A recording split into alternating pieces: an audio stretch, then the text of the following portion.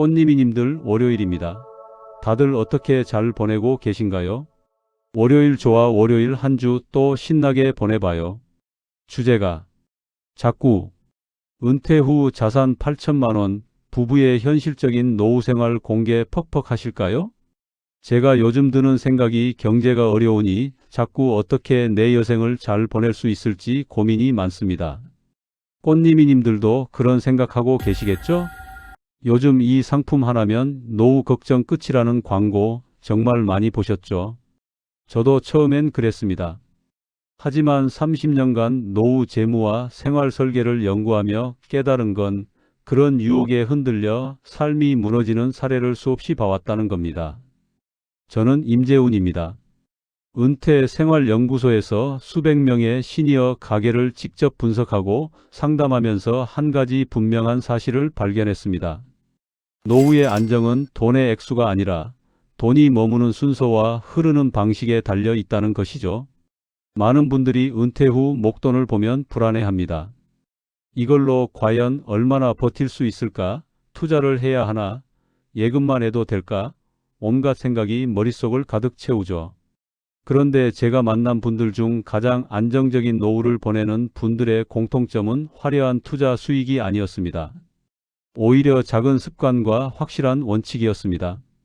오늘은 은퇴 후 자산 8천만 원과 국민연금 165만 원으로도 안정되고 여유로운 삶을 꾸려가는 한 부부의 실제 이야기를 함께 나눠보려 합니다. 이 이야기 속에는 광고가 절대 알려주지 않는 진짜 지혜가 담겨 있습니다. 화려한 수익률보다 중요한 건 매달 통장에 남는 잔액이고 큰 투자보다 중요한 건 작은 지출을 파악하는 습관입니다. 이 부부는 그 사실을 몸소 체험하며 지금도 평온한 일상을 이어가고 있습니다. 여러분도 혹시 은퇴 후 자산 관리 때문에 밤잠을 설쳐본 적 있으신가요? 그렇다면 오늘 이야기가 분명히 큰 힌트가 될 겁니다. 광고보다 현실이 더 지혜롭다는 걸 이 이야기에서 분명히 느끼실 겁니다. 오늘부터 실천하실 분 계신가요? 은퇴 후 한동안 잠을 설쳤다는 김성학 68세님 부부 이야기부터 시작해 볼까요? 퇴직금과 모아둔 돈을 합쳐도 손에 남은 건 8천만 원, 그리고 매달 들어오는 국민연금 165만 원이 전부였습니다. 주변 사람들은 걱정 섞인 목소리로 말했습니다. 그 돈으로는 어렵다. 요즘 물가에 턱없이 부족하다. 뭐라도 투자해야 한다는 조언이 쏟아졌죠. 김성학님 부부도 처음엔 불안했습니다. 과연 우리가 이 돈으로 버틸 수 있을까? 병원비라도 크게 나오면 어쩌나 자녀들한테 손 벌리는 건 아닐까 하는 두려움이 밀려왔습니다. 하지만 두 사람은 체념 대신 계획을 선택했습니다. 퇴직 첫 달 부부는 함께 앉아 수입과 지출을 꼼꼼히 적기 시작했습니다. 교통비, 식비, 공과금, 의료비, 통신비, 그리고 예비비까지 항목을 세분화하니 조금씩 현실이 보이기 시작했습니다. 처음 한 달은 정말 막막했습니다. 어디서부터 줄여야 할지, 무엇을 우선순위에 둬야 할지 갈피를 못 잡았죠. 하지만 한 달이 지나자 놀라운 일이 일어났습니다. 통장에 잔돈이 남기 시작한 겁니다. 무리한 투자나 대출 없이도 내 수입 안에서 버티는 법을 깨달은 순간이었습니다. 김성학님은 말합니다. 돈이 부족한 게 아니라 내가 돈의 흐름을 모르고 있었다는 걸 그때 깨달았다고요. 수입보다 중요한 건 지출의 투명성이었고 목돈보다 중요한 건 매달 남는 여유였습니다. 여러분께 말씀드리고 싶은 건 이 이야기를 끝까지 들어야 전체 흐름을 제대로 이해하실 수 있다는 겁니다. 뒤에 나올 내용 중 단 하나라도 놓치시면 김성학 부부가 어떻게 안정을 찾았는지 알 수 없습니다. 혹시 아직 구독과 좋아요를 누르지 않으셨다면 지금 바로 눌러주세요. 이 채널은 여러분의 건강하고 안정된 노후를 진심으로 응원합니다. 끝까지 보시면 왜 지금 당장 소득보다 습관을 바꿔야 하는지 분명히 알게 되실 겁니다. 오늘 이 영상에서 말씀드릴 내용은 여러분의 노후 자산 관리 방식을 완전히 바꿀 수 있는 중요한 지혜입니다. 마지막 장까지 보지 않으시면 가장 중요한 위기 대처법을 놓치게 됩니다. 그럼 지금부터 김성학 부부가 실제로 어떤 전략으로 8천만 원과 연금 165만 원을 지켜가며 살아가는지 하나씩 짚어보겠습니다. 여러분의 식습관이 아니라 돈 습관을 바꾸는 작은 실천만으로도 충분히 일어날 수 있는 일이니까요. 퇴직 직후 김성학 부부가 가장 먼저 한 일은 예산의 틀을 세우는 것이었습니다. 연금 165만 원 안에서 모든 생활비 항목을 재조정했죠. 식비, 공과금, 의료비, 교통비, 통신비, 예비비까지 하나씩 숫자로 적어 나갔습니다. 한국노후연구원의 자료에 따르면 지출 계획을 세운 가구의 생활 만족도가 그렇지 않은 가구보다 2배 이상 높다고 합니다. 왜 그럴까요? 계획이 있으면 돈을 쓸 때마다 죄책감이나 불안감이 줄어들기 때문입니다. 김성학 68세님은 월 생활비를 식비 60만 원, 공과금 20만 원, 의료비 20만 원, 교통비 15만 원, 통신비 10만 원, 예비비 20만 원으로 제한하고 매달 가계부를 기록했습니다. 처음엔 번거로웠지만 한 달, 두 달 지나니 어디서 돈이 새는지 눈에 보이기 시작했습니다. 여러분도 하루 5분만이라도 오늘 쓴 돈을 적어보세요. 숫자가 보여야 조정이 가능합니다. 머릿속으로만 계산하면 착각이 생기고 착각이 쌓이면 통장 잔고가 줄어듭니다. 다만 여기서 주의할 점은 지출을 줄이려다 건강식비나 교통비까지 지나치게 깎으면 오히려 스트레스가 쌓인다는 겁니다. 전략은 인내가 아니라 균형입니다. 필요한 곳엔 쓰고 불필요한 곳은 과감히 줄이는 게 핵심이죠. 여러분은 가계부를 써본 적 있으신가요? 없으시다면 오늘부터 시작해 보세요. 다음으로 중요한 건 비상금과 예비비를 분리하는 겁니다. 예상치 못한 지출이 노후 불안을 가장 크게 만듭니다. 보일러가 고장 나거나 갑자기 병원에 가야 할 때 준비된 돈이 없으면 패닉에 빠지게 되죠. 한국금융복지센터는 매달 10만 원씩 비상금 계좌를 유지하는 시니어가 위기 대응력에서 70% 이상 높다고 발표했습니다. 김성학 부부는 매달 남는 20만 원 중 10만 원을 비상금 통장에 따로 저축했고 실제로 갑작스러운 병원비나 보일러 고장 때 큰 도움이 됐습니다. 생활비 통장과 예비 통장을 반드시 분리하세요.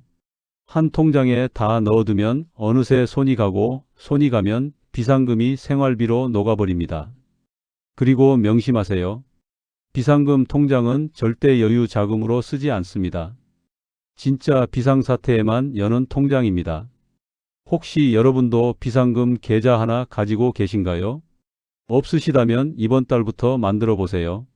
세 번째로 이 부부가 실천한 건 무료와 저가 자원을 적극 활용하는 겁니다. 지출을 줄이는 가장 확실한 방법은 지역 복지를 활용하는 거죠. 많은 분들이 복지관이나 주민센터 프로그램을 잘 모르거나 부끄러워서 안 가시는데 사실 그곳에는 정말 유용한 프로그램들이 많습니다. 연구에 따르면 복지관 프로그램을 주 2회 이상 이용하는 노인의 우울감 지수가 절반 이하로 감소했습니다. 단순히 돈을 아끼는 게 아니라 마음의 건강까지 챙길 수 있는 겁니다. 김성학 부부는 무료 요가 교실, 합창단, 노인 일자리 상담 등 복지관 프로그램을 통해 생활비를 줄이고 새로운 친구까지 만들었습니다. 처음엔 낯설었지만 한두 번 가보니 생각보다 분위기가 좋고 또래 친구들과 이야기 나누는 재미가 쏠쏠했다고 합니다. 주민센터와 복지관 홈페이지를 정기적으로 확인해 보세요. 매달 새로운 프로그램이 올라오고 신청만 하면 무료로 참여할 수 있습니다. 다만 여기서 주의할 점은 유료 강좌로 유도하는 상업 프로그램도 섞여 있다는 겁니다. 반드시 주민센터나 복지관에서 직접 운영하는 프로그램인지 확인하세요. 동네 복지관 마지막으로 가본 게 언제인가요? 이번 주에 한번 들러보시는 건 어떨까요? 네 번째는 건강에는 돈을 아끼지 말라는 겁니다. 건강이 무너지면 모든 계획이 무너집니다. 아무리 전략을 잘해도 큰 병이 생기면 순식간에 수백만 원이 나갑니다. 보건사회연구원 조사에서 노년기 의료비가 연간 평균 500만 원을 넘는 것으로 나타났습니다. 생각보다 훨씬 큽니다. 그래서 예산 항목에 의료비를 반드시 넣고 정기검진은 절대 미루지 말아야 합니다. 김성학 68세님은 고혈압 초기 진단을 받았을 때 약값이 부담됐지만 꾸준히 복용하며 운동과 식습관을 개선했습니다. 그 결과 약물 비용을 절반으로 줄일 수 있었고 더 큰 합병증도 예방할 수 있었습니다. 초기에 관리하면 비용도 적게 들고 건강도 지킬 수 있습니다. 다만 비급여 항목이 많은 진료는 비용을 미리 확인해야 합니다. 가끔 검사 하나에 수십만 원씩 청구되는 경우도 있으니까요. 꼭 필요한 검사인지 급여 항목인지 물어보고 진행하세요. 여러분은 최근 건강검진을 언제 받으셨나요?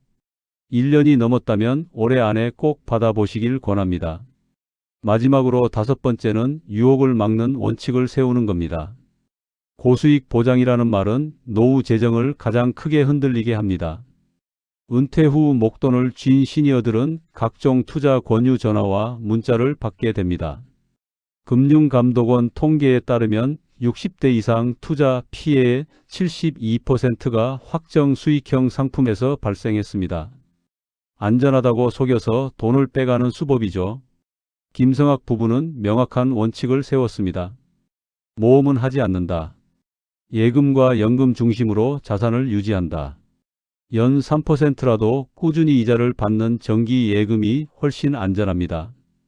10% 수익을 노리다 원금을 날리는 것보다 3%를 안전하게 지키는 게 노후엔 더 현명합니다. 전화나 문자로 권유하는 상품은 무조건 의심하세요.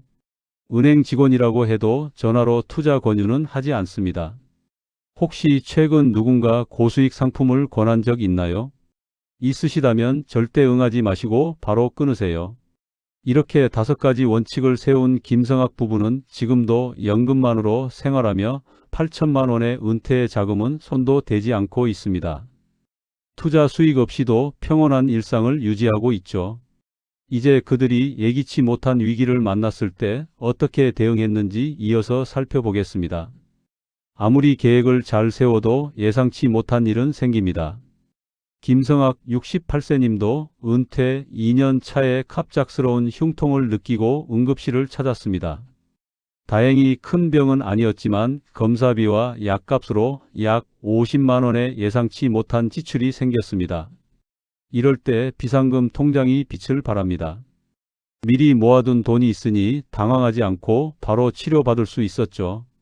의료비는 한 번에 몰리기 때문에 미리 예비비에서 준비해야 합니다. 비상금 통장에 100만 원 이상을 꾸준히 유지하세요. 그게 어렵다면 최소 50만 원이라도 절대 손대지 않는 돈으로 남겨두는 겁니다. 건강 문제로 갑자기 돈이 필요했던 적 있으신가요? 그때 준비된 돈이 있었는지 없었는지에 따라 마음의 안정이 완전히 달라집니다. 2번째 위기는 집수리 비용이었습니다. 20년 된 아파트 보일러가 겨울 한파에 고장 나면서 230만 원이라는 목돈이 갑자기 필요했습니다. 하지만 김성학 부부는 예금을 여러 통장에 분산해뒀기 때문에 큰 혼란 없이 해결할 수 있었습니다. 한파나 폭염 전에 보일러와 에어컨을 미리 점검하는 걸 생활 습관화하세요. 고장 나고 나서 고치는 것보다 미리 점검하는 게 훨씬 경제적입니다. 그리고 매달 5만 원씩 집수리 적립금 통장을 따로 만들어 보세요. 1년이면 60만 원, 2년이면 120만 원이 모입니다. 집 수리비 여러분은 미리 대비하고 계신가요? 없으시다면 이번 달부터 작은 금액이라도 시작해 보세요. 3번째는 가족 지원의 경계 세우기입니다. 은퇴 후 자녀가 경제적으로 어려워지면 부모 마음은 약해집니다. 김성학 님도 아들이 일시적 실직으로 힘들어할 때 손주 학비를 잠시 도와줬습니다. 하지만 선을 명확히 지켰습니다. 일시적 도움은 주대, 생활비까지 상시 지원하는 건 절대 안 된다는 원칙이었죠. 도움을 주대, 생활비까지 상시 지원하는 건 위험합니다. 자녀를 돕는 건 부모의 마음이지만 내 노후 자금까지 흔들리면 결국 모두가 힘들어집니다. 도와줄 금액 한도를 부부가 미리 합의하세요. 예를 들어 연간 200만 원 이내 혹은 월 50만 원 이내처럼 명확한 선을 정하는 겁니다. 혹시 자녀 지원 때문에 예산이 흔들린 적 있나요? 있으시다면 지금이라도 대화를 통해 경계를 세우시길 권합니다. 네 번째는 사기 예방입니다. 노후 자산을 노리는 보이스피싱과 투자 사기가 급증하고 있습니다. 김성학 님도 몇 차례 의심스러운 전화를 받았지만 원칙대로 바로 끊었습니다. 전화나 문자로 오는 금융 권유는 절대 응하지 마세요. 은행 직원이라고 해도, 금융감독원 직원이라고 해도 전화로 계좌 정보나 비밀번호를 묻지 않습니다. 조금이라도 의심되면 바로 끊고 가까운 은행이나 가족에게 먼저 확인하세요. 최근 이상한 전화 받아보신 적 있나요? 있으시다면 절대 개인 정보를 알려주지 마시고 바로 신고하세요. 다섯 번째는 마음의 회복력입니다. 이건 돈으로 살 수 없지만 가장 중요한 자산입니다. 김성학 부부는 위기가 올 때마다 이 또한 지나가리라는 말로 서로를 격려했습니다. 불안감이 크면 판단이 흔들리고, 판단이 흔들리면 잘못된 결정을 내리게 됩니다. 힘든 순간엔 한 발 물러서서 숨 고르기, 그리고 배우자나 가까운 사람과 대화하기가 정말 중요합니다. 혼자 끙끙 앓으면 불안이 커지지만 말로 꺼내면 의외로 해결책이 보입니다. 여러분은 불안할 때 어떤 방법으로 마음을 다스리시나요? 명상, 산책, 대화 등 자기만의 방법을 찾아보세요. 이렇게 위기마다 대비책을 세운 덕분에 김성학 부부는 지금도 8천만 원을 그대로 지키며 여유로운 일상을 이어가고 있습니다. 계획과 원칙, 그리고 부부간의 대화가 그들의 가장 큰 자산이었습니다. 이제 마지막으로 이들의 이야기가 우리에게 전하는 핵심 메시지를 정리해 보겠습니다. 오늘 이야기의 핵심은 분명합니다. 노후의 행복은 자산의 크기가 아니라 태도의 크기에서 나온다는 것. 많은 분들이 돈이 부족하면 불행하다고 생각하지만 실제로 불안을 키우는 건 준비 없는 소비와 막연한 두려움이었습니다. 김성학 부부는 8천만 원과 연금 165만 원이라는 작은 돈으로도 계획적인 소비, 안전한 예금 관리, 무료 복지 활용, 그리고 부부간 대화라는 네 가지 원칙으로 평온한 노후를 만들었습니다. 특별한 재테크 기술이 아니었습니다. 기본에 충실한 작은 습관의 반복이었죠. 잘못 관리하면 빚과 불안이 쌓입니다. 투자 유혹에 흔들리고 자녀 지원의 경계가 무너지고 예상치 못한 지출에 패닉에 빠지게 됩니다. 하지만 제대로 관리하면 마음이 풍요로워집니다.